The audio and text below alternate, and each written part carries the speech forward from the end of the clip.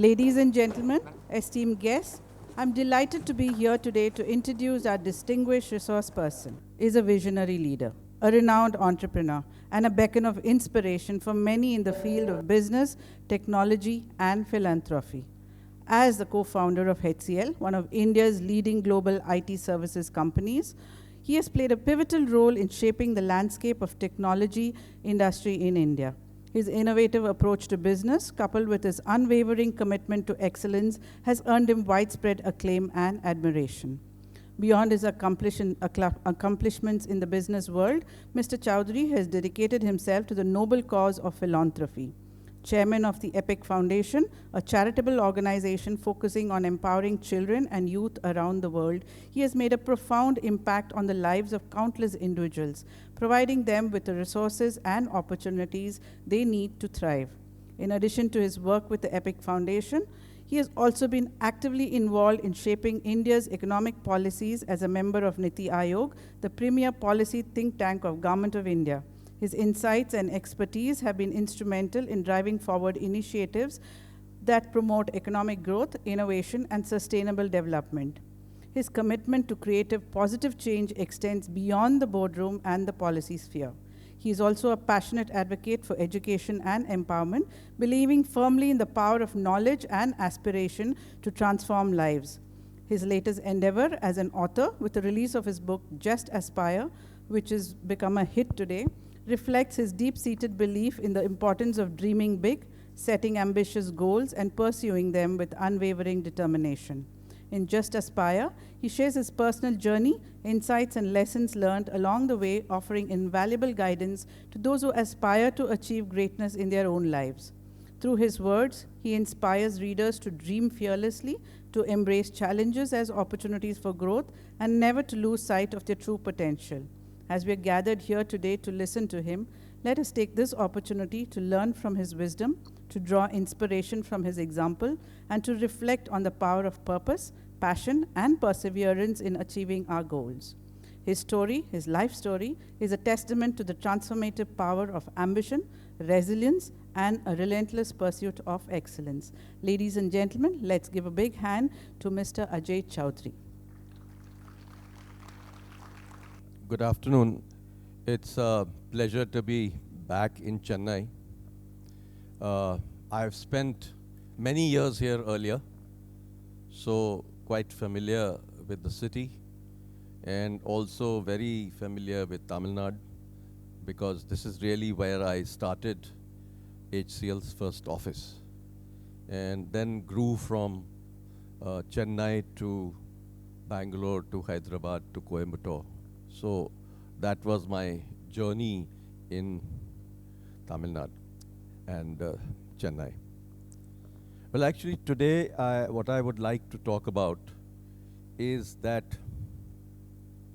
a lot of you who are in schools, you really are thinking about what should you do in life. And I think I would like to tell you the story of my life, so that you can understand what are the possibilities of where you can go and how you can reach there. So my story starts from a small little town in MP called Jabalpur. And my father was in the government service. He was an IAS officer. And he had to travel everywhere, every month, all over the place. And we went from one city to another and finally got posted to Jabalpur, where he retired. And I came then from a background in schooling in Hindi. And when I reached Jabalpur, I didn't know English. So my father said, you need to be in an English school, and I agreed. I said, look, if I have to progress in life, I need to learn English. So I was given a crash course in English, and in 3 months, I was inside a English language school called Christ Church. And it's quite a shock for me. As you can understand, if you need to go from home language to a foreign language, it is not easy. But anyway, I sort of adjusted quite quickly. And then I studied there in Jabalpur, did my electronics and telecommunication engineering from there, from the government engineering college. So I'm not one of those IIT kids.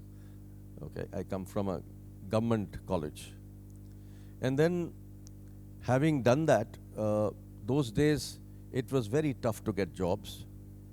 But I had taken a decision that I would do something slightly different from what my friends were doing. Typically, all my friends used to apply for government jobs. And I said, I'm not going to go for a government job. I would like to go into a sales and marketing area where I can market engineering products. So my thinking was different, and this is really what literally each and every one of you should be doing. Try to think differently. Try to differentiate yourself. Why should you be a copy of somebody else? So think like that at an early age. I think it'll help you to find your direction quite fast.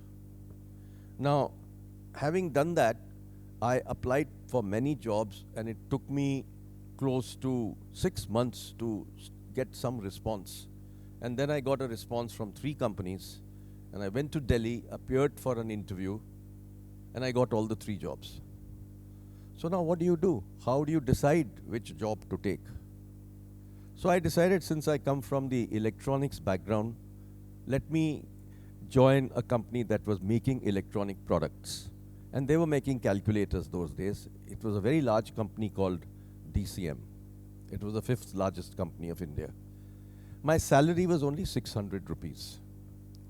Okay, so that's where I started. And I had to go to Bombay, and I was posted there, and you know, how can you manage on 600 rupees in a city like Bombay? But we did. It doesn't matter. At the end of the day, really, it's the job that teaches you how to do new things.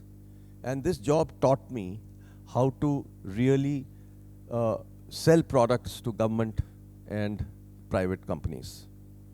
From there, 3 years later, 6 of us got together, and we said, let's not work for somebody, let us create something of our own. And therefore, we created HCL, which was then called Hindustan Computers Limited. And we didn't have anything. Those days, there was no government support, there was no startup policy, nothing. You couldn't even get money to get started. So what did we do? 6 of us put together a princely sum of 1.86 lakhs. And we decided that we wanted to make India's first computer based on microprocessors. Microprocessors were just coming in. So, you know, if you look at your phone, it runs on a microprocessor. Your phone's microprocessor, which you have today, which is the chip inside the phone, is 100 times faster than the computers that we were designing then. So we wanted to design a computer in India, make it for India, and we were quite clear that we would do it on our own, because technology import was not allowed. We couldn't go to somebody in America and said, can you please help us make a computer, right? So that was not possible. So we decided to do it, and we found that for starting this in India, at that time, we needed a license to make computers. And therefore, we didn't have the license. We had only 1.86 lakhs. So we decided to form a small marketing company which sold calculators, and we made some money. In the meantime, we had to find a license. The government was not willing to give us a license. We were too small, unknown.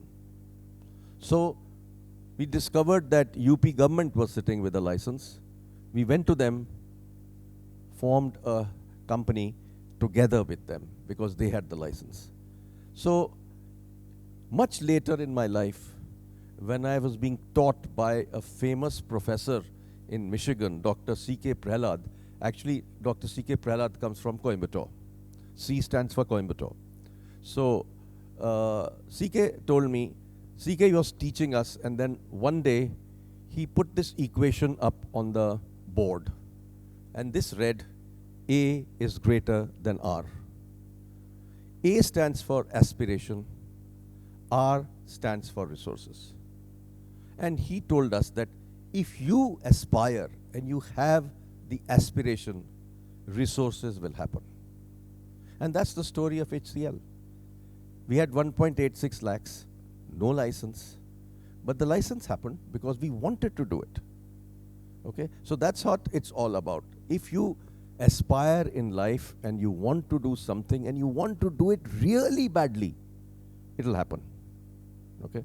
So that's what entrepreneurship is all about. As somebody who's creating a company as an entrepreneur, you will never have everything that you want. Something or the other will be missing.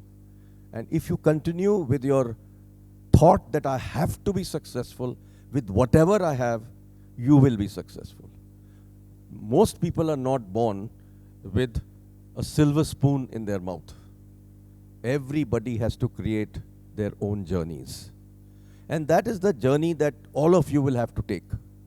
So one of the things that I would definitely like to mention is that as a company, we started as a product company. We made our own computers from scratch. No external technology was available. And we are talking about 1977. Today, if you go into the market and you look around, you will not find a single Indian computer brand. We've lost it, sadly.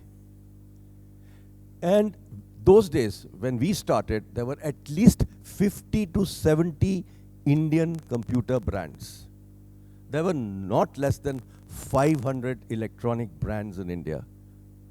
Today, it's pretty much close to zero. What's happened to us? We lost our way somewhere. And this is really what I am now trying to make happen in the country.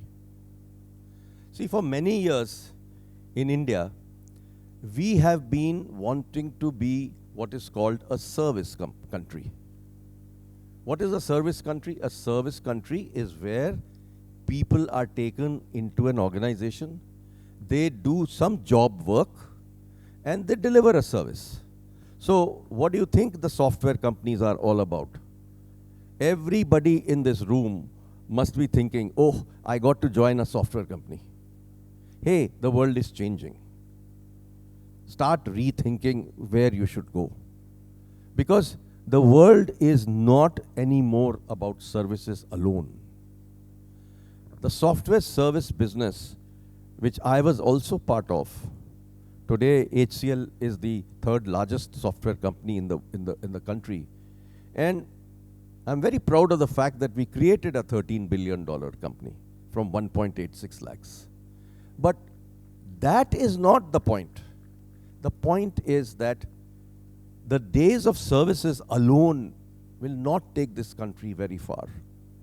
The country has to move to making products also. So when I used to go to meet various people in Delhi, the first question most people used to ask me is that why is there no Google or Microsoft in India? And at that time, I could not answer them. Today, I can answer them. Because today, India has created the world's best software product, which is called UPI. Okay? And around that UPI, there is a full India stack that's been created. Aadhaar, UPI, all these products that have got created, they are world-beating products. America is desperate to have a product like this. America does not have a product like this. So we are literally the first country in the world to have developed an India stack. Okay?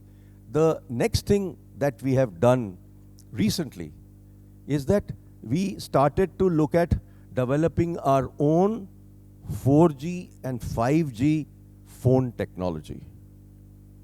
And about 14 small companies got together and they created the 4G, 5G stack. And this 4G, 5G stack is basically a combination of different things. This particular product is today being used by BSNL in India, and it is planned to take it global. So, situation is that for many years, we have been delivering software services from India, R&D services from India, many kinds of services, and we have done extremely well. We are the largest software export country in the world. But the next step that we have to take is the step towards making products. Incidentally, HCL today has the largest revenue in products in the country. $1.4 billion is HCL's product revenue. Is one of those rare companies that has also created a product business. And you'll be surprised to know that it's the 18th largest in the world. So, you know, it is possible to do things which we never did before. And therefore, as all of you from schools, different ages, you start to think about your future, don't just think computer science. I want to tell you now, you are not going to succeed if you only think computer science. Till yesterday, it was fine. Even tomorrow, if you do some very deep specialization, it will be fine, no problem. But the number of people who used to get jobs in computer science will reduce. Why will it reduce? The reason why it will reduce is that some other countries are also trying to take away our business at lower cost. And we are no longer as a country in the low cost business. We are in the business of delivering high value. So we have changed also. We do not want to do low cost jobs.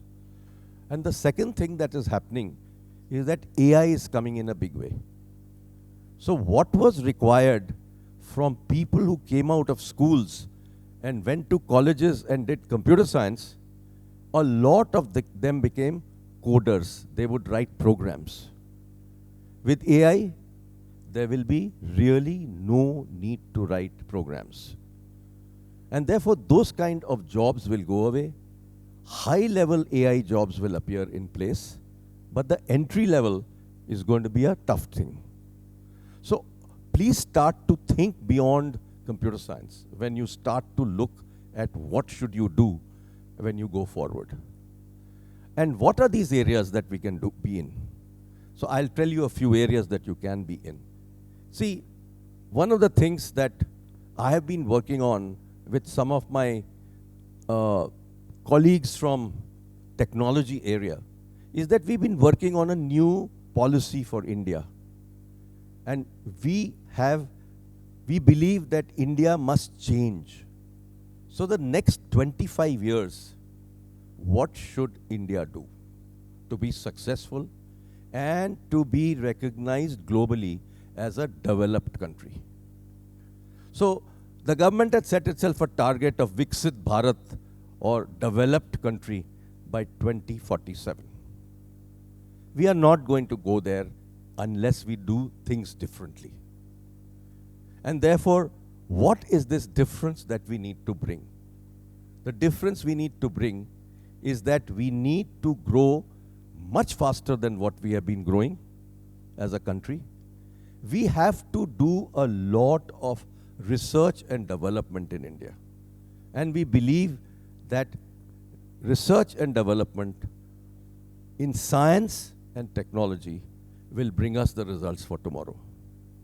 So through research and development, we strongly believe that we need to start making products in India. The success of China in the last 30 years has been due to the fact that they make products. Okay? And they make products right down to every screw in the product. So, for example, when they make a drone in China, China's one particular company called DJB is the largest drone company in the world. And they have paid a lot of attention to designing and making in China. And that's why they are successful. Similarly, they are world's #1 EV company in the world. Till yesterday, the electric vehicles from Tesla were #1 in the world. As of last year, a Chinese company called BYD has overtaken them. For example, this BYD, I remember, I used to market Nokia phones in this country. 30 years ago, BYD was a battery company. They used to make batteries for Nokia. And the Nokia factory was just here, Sri Perumbudur, and we used to buy BYD batteries from them. Today, they are the world's #1. Why has that happened? Because China has put a lot of effort and energy into designing products for the world. So we need to take the same approach. We need to become a product nation. And we have to grow much faster than what we are growing today. Otherwise, we will be what we call in economics in the middle income trap. We are one of the lowest dollars per person in the world, as compared to Thailand, as compared to Korea, as compared to China. So how do we get there? To get there, we have to make products in India. And that's why we need to make India a product nation. And what we have been doing for the last couple of years is to talk to different people in the government, talk to different schools and colleges, talk to different institutions, research institutes, global people, and we have been trying to figure out the method of how to get there. And therefore, we started to look at which are the specific areas where we should go and grow. So, what are those areas that we have identified? For example, there is a lot of talk today about electronics and semiconductors in India. We need to really become big there. The biggest benefit India enjoys is that we have great technical capability.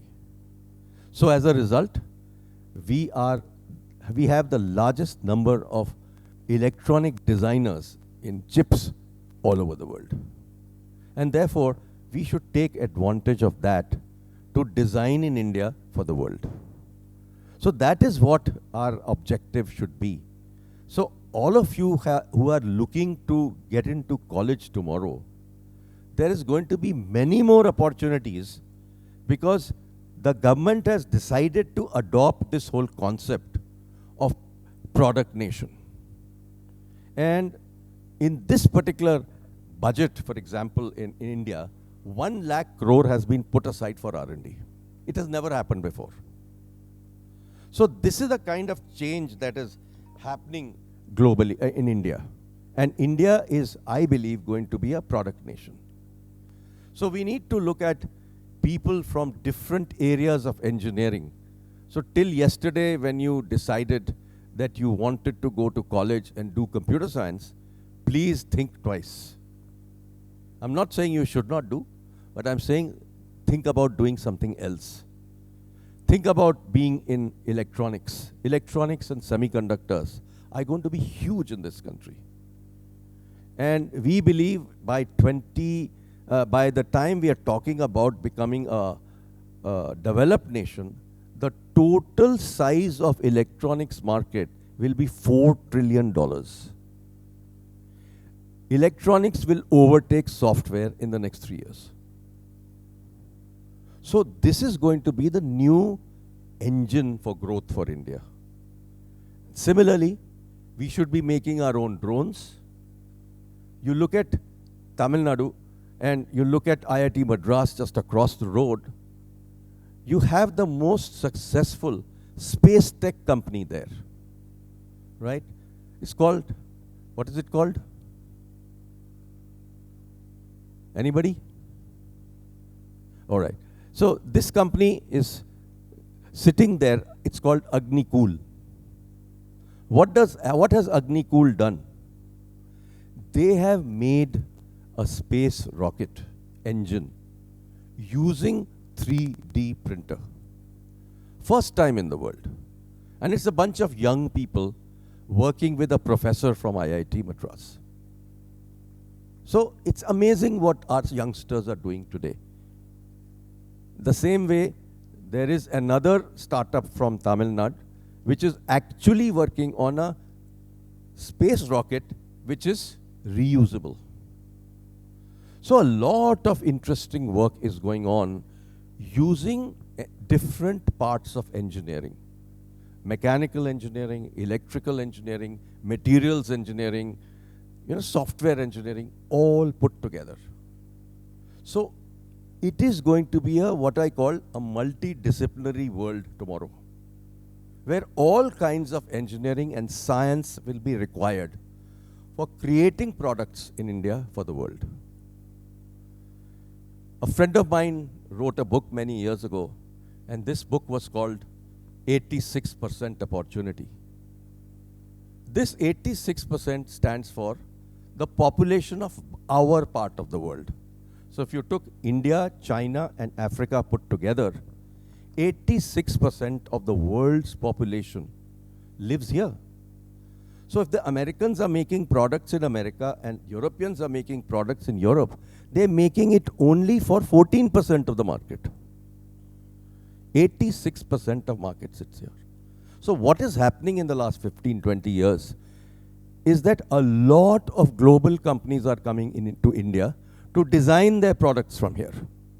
Because they believe that if they sit and design their products in India, they can actually address 86% of the world's requirement. So I don't want to keep on and on and on about this whole thing, but the basic point I'm trying to make is that start to look at different kinds of choices for tomorrow. Now, I do not want just for you to be looking at science and technology. There is a much bigger world out there which can be in humanities, what is called liberal arts globally and in India. You can be in English, you can be in Tamil, you can be writing books, you could be writing poetry, you could be doing many, many things that are out there today. Beyond a lot of the things that were there yesterday, there are so many new types of jobs available today. So it is not necessary that you do only science and engineering. Yes, everybody used to think, I must do science and I must do engineering and I'll be successful. Not necessary anymore. I think there is opportunity in commerce. There's opportunity in creating, all kinds of, fashion. My niece is somebody who actually does facials for women. She went and did a course in UK, and today she charges for every wedding 1 lakh per lady to do their facials. So the world is completely different from what it was in my time. In my time, everybody used to think, become a doctor, become an engineer, and that's it. Today, there's so much opportunity for you, and I think the areas that you should look at should be maybe around creating products from India, designing in India, or deeply get into liberal arts also, because if you know liberal arts, then that also is an important area for learning. When I write my book, one of the things I've written in my book is that it is important as a person to be having a world view. It is important for a person to have multiple areas of interest. So I call it a T. The length of the T is your specialization. The top of the T is where you know many other things also. So for example, in college itself, I started to sing, and I love singing. It's a great thing that I do, and I enjoy doing it. I read a lot. One of the biggest things that I love doing in my life is reading. Okay, that's a habit that has gone away in today's generation. Today, everybody is so focused on looking at the screen that hardly anybody reads. It's very critical to learn through reading. You know, for example, when I read some books, and in some book I read about something in Europe, and something in America, and something in Africa. When I go and visit those countries, I'm able to recognize, oh, this is what I read there, you know. So that connect comes back, and you have more knowledge when you go there. So it's all about learning all the time, learning all your life. Learning will never stop. The day you stop learning, your brain will go dead. So that's what it's all about, learning, learning, and learning, and learning more. Learning the right things, becoming, in addition to being a specialist, being something called a rangist. I call it rangist. You should have a range of habits. Like, for example, when I started my college career, I was very fond of space technology. So I used to, those days there was no internet, there was no television, no nothing. I used to write letters to NASA and ask them to send me information about their latest technologies. And my whole room was filled up with space technology photographs. So that's how you need to be. And that's what I would suggest all of you to start thinking like that. Have multiple habits. Some of your hobbies will become your job tomorrow. And that could be very, very interesting. For example, my son is not in IT. He's a full-time musician. And when he came to me, he said he wants to be a musician. I said, go ahead. But make sure that you do something really great there and have depth in what you create. So that is what it's all about. I would encourage anybody to do what they want to do. Don't get carried away with other students who say, no, no, no, I'm going to do only maths. No, no, no, I'm going to do only physics. Don't get into that trap. Do what you want to do. Learn, because if you have real interest in what you're doing, you'll be much more successful. All right? Thank you very much.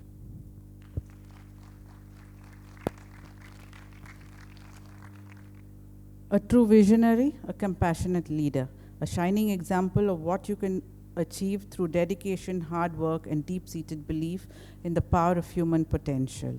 And what sound advice he gave all of us sitting here, especially the children sitting here and listening to him. Aspire. Question time. Not every day can you question Dr. Ajai Chowdhry.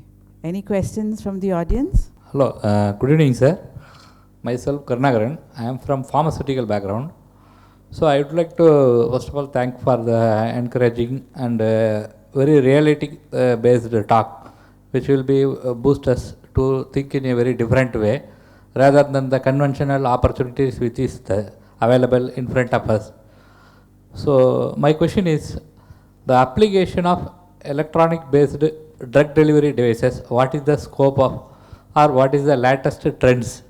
Application of electronics in developing drug delivery technologies. This is the question, sir. Right? Delivery technologies. Drug delivery technologies, sir. Well, actually, tell me a product that doesn't have electronics. Actually, the iontophoresis is one of the mechanisms. Maybe a water bottle. Look, electronics is all-encompassing. And therefore, any area that you can think of, electronics will help you. So, for example, what the area that you're talking about, there are sensors and what are called IoTs that will be of great help in delivering faster and better. And you'll be able to track what you're sending or getting. So there's electronics in everything that you can think of. Sure, sir. But since why I posted this question is, India is a very good hub for the active pharmaceutical ingredient, mostly chemical driven pharmaceutical growth and very good health sector, and biological also. We do have the biological during the COVID, and we have done the very good vaccine development, all those things. The thing is that other than the since which your talk, which is asked me to this question, other than the conventional like chemicals and other than the petrochemicals, what are all the new, like from your domain, your expertise, electronics based expertise. So that's the reason I converged the how can I develop through the electronic based devices or electronic based solutions for unmet medical needs. That is the reason, sir. Thank you, sir. Hi sir, my name is Rishi. I am co-founder of Symbionic. So it's a startup where we are building prosthetic hands for people with missing limbs. We both started it in 2018 after I lost my hand in an accident. So my question is that, so we are building something which is deep tech. We use EMG sensors to understand what is the user's thought, and then we use that to control the hand and everything. But it involves a lot of components, a lot of subcomponents. Like we're building everything, the entire technology in-house in China, and it took a lot of time and efforts and learning for us. But unfortunately, all the components are not available in India. So we have to, unfortunately, we have to import motors. So these are the micro DC motors. We have to import it from China or US or maybe any European countries, because we in India do not have the collective experience to manufacture motors at that scale and at that cost. And it takes us like about 30,000 rupees to get the motor for this one hand, and then pay the government duties of another 30-40%. It just increases the cost by so much. And when we are trying to build like necessary technology and assistive technology from India, and the cost is like doubling, tripling every time we import something, it just doesn't make sense. So how do you propose like we build a nation where we can also, so what you said for drones, motors are primary component for drones as well. And if we are not manufacturing motors in India, how are we going to make drones? So what do you suggest we do in this kind of scenario? Well, actually, there is a plan by the government to create an electronic component industry, which was completely missing till now. So next month, I think it will get announced. It will actually create a 30,000 crore plan for making components in India. And one of the suggestions that I have given to Tamil Nadu government and to Karnataka government is that before that happens, set up component warehouses so that all startups can easily get components just in time. This is something that is work in progress, but hopefully one of the governments will agree to do this, because that will make your life much easier. Okay? Because the delivery will be much, much faster. The other thing that you talk about is components to make products like motors. I also believe that we should become the motor capital of the world. Okay, that is what we should be doing, rather than importing everything from China. See, this importing from China has become the trend in this country. And so we become a country of traders. So I have written many articles on this, and I keep telling the government, make sure that we don't become traders. We should be designers and makers. And that will only happen when there's a lot of, benefits given for people to design and make products in India. So electronic products, there's a lot of work going on. Quantum computers, there's a lot of work going on. Semiconductors, there's a lot of work going on. A lot of schemes are there today for designing in India. 6 or 8 more product design policies will come out from India.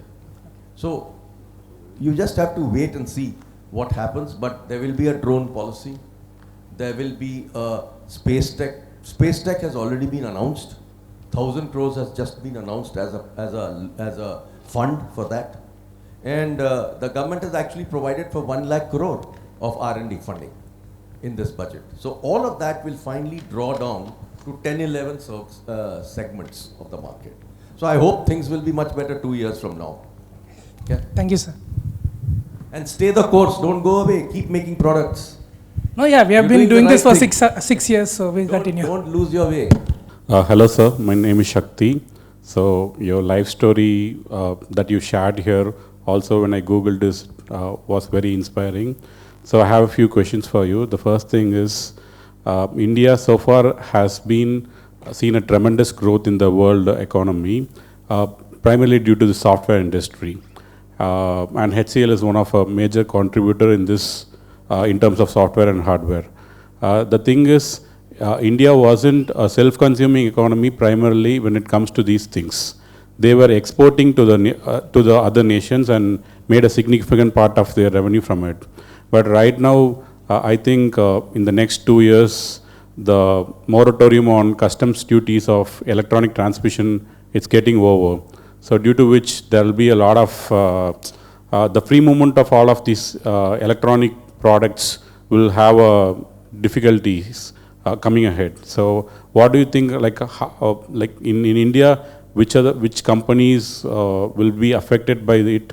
Will it slow down the growth of India's electronics and software industry? Like, what is your view on it? That's the first thing. And the second thing is you made a thought that, you know, in the next 3 years, electronics will probably overtake software industry. So can you give me a short analogy on how it might work out? And the third thing is literally when it comes to this. Hey, by that time, I would have forgotten the first question. So Okay. let me try and answer. What was the first question?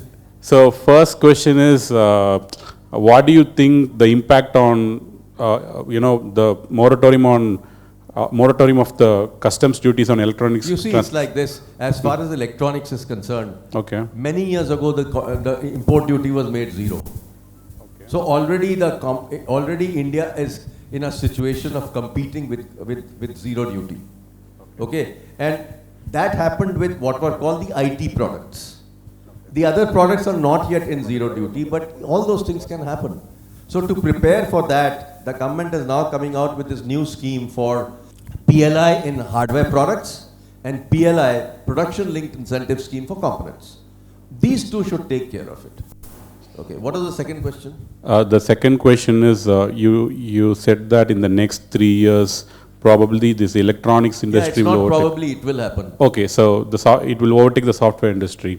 But the software industry constitutes a major part of our GDP. So, like, for a manufacturing industry to overtake it, it's going to be very easy, because the number of people in this country is 1.4 billion people, going up to 1.6 billion people. Software industry does not address that. Software industry addresses the world. So it's very simple. If everybody wants to buy a phone in this country, we'll easily overtake software. But if we must design and make them in India, so there are a lot of products like that will come around, which will be designed and made in India. There will be lots of chips that will be designed and made in India. So you will see that. See, today, if you just take a very simple example, take an LED bulb. Inside that is sitting a chip. That chip is made in China today.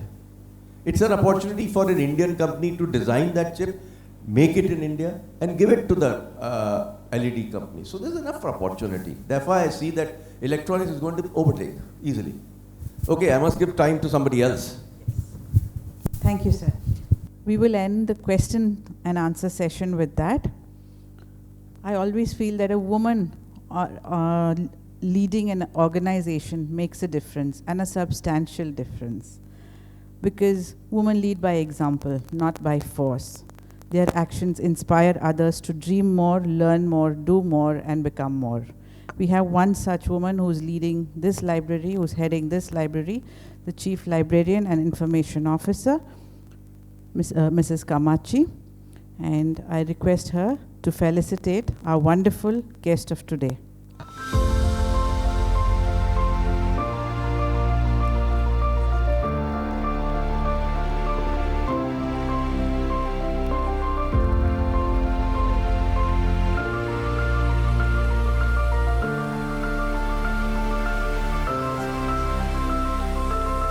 I would also request our guest to honor the three people who questioned, because questioning is something we're forgetting today. So the three people who questioned Mr. Ajai Chowdhry, please come on stage.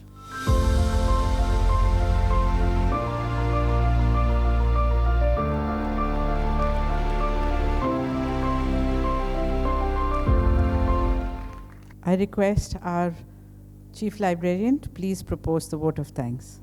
Respected Dr. Ajai Chowdhry and participants, on behalf of Anna Centenary Library, Directorate of Public Libraries, School Education Department, and our organizing partner, ACE Innovation. I would like to extend heartfelt vote of thanks to you, Mr. Chowdhry sir, for your enlightening talk on India as a product nation. Your insights drawn from your illustrations career as a pioneer in the Indian IT industry, co-founder of HCL and chairman of EPIC Foundation and Niti Aayog, have inspired us to think differently about India's potential as a product nation. We are very grateful for your valuable time and expertise shared with us today. Your presence has enriched our understanding and motivated us to strive for excellence. Thank you once again for your thought-provoking talk. We wish you continued success in all your endeavors. Thank you so much.